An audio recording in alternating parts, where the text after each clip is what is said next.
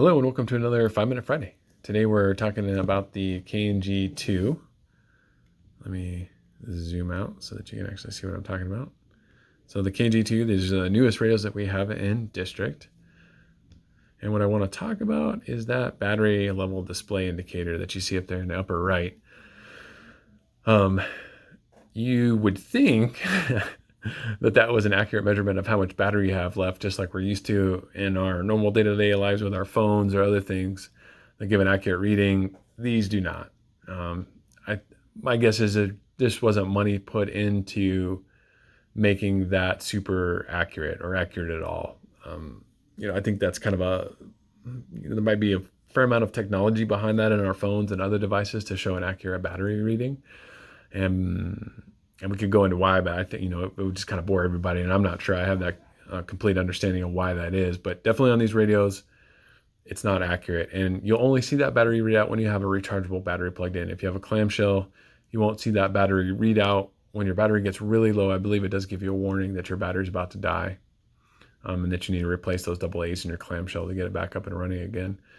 And when you have the rechargeable in, you'll get this display, but it's just not going to show an accurate reading. So this battery is actually quite full, and it's showing that I have almost no battery left.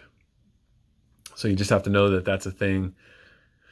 From what I've seen, you can get multiple days out of these rechargeable batteries as long as you're not doing a ton of talking on them, or you're just not receiving traffic all day long with the speaker turned way up.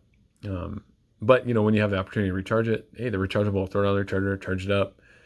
When it goes green, you have a full battery and you're good to go for quite a while. So, don't be afraid to put these on the charger. You'll hear some people say that's not good for batteries to not fully discharge it and then charge it again.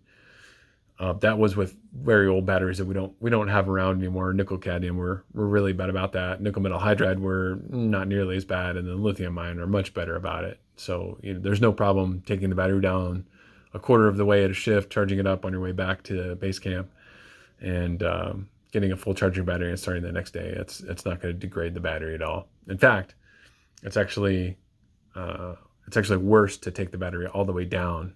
And ideally, you wouldn't charge the battery all the way up either, but that's just too hard to control.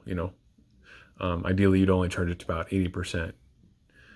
If you want to save a lot of life on your phone battery, if you keep it between 20 and 80%, that's the best for the battery. There's nothing we can do about these. Just charge it up at the end of shift and you'll be ready to go. Just don't rely on that battery indicator.